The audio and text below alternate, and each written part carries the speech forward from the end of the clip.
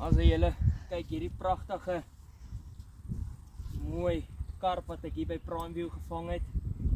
5 pond lyn, omtrent op 120 meter gevang. Ek gaan nou hier so die hoekie uit die bek uithaal. 0,8 veer na hoekies. 7 pond hoeklyntjies. So ja, julle groot vis kan met klein hoekies gevang word. En hierso gaan ek vir julle nou wys. Is die bewys daarvan. Sorry julle, ek het nou nie 'n landing mat saamgebring nie. Dus ek moet nou net so werk met hom.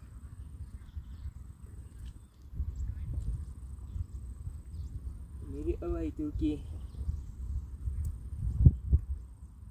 het solid in die bek ingegaan. Ja julle, daar is die bewyse. 'n 0,8 hoekie kan 'n groot karp vang.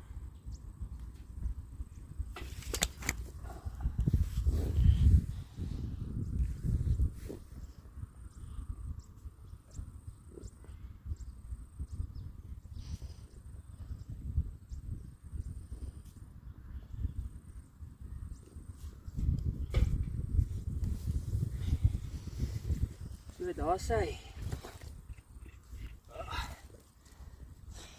ek het nou ongelukkig nie 'n skaal hier om hom te weeg nie, maar ek skat hom hier by 'n 8 kg. Soos julle kan sien daar. Daar sê Primeview karpie.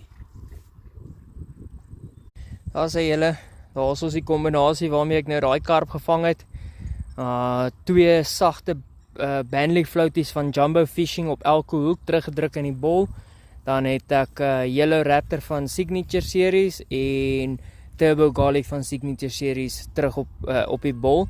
En dan niks behalwe boulyn voer nie. So ja, dit is die kombinasie wat vir my werk hier by Primeview. So wanneer julle hiernatoe kom probeer dit gerus.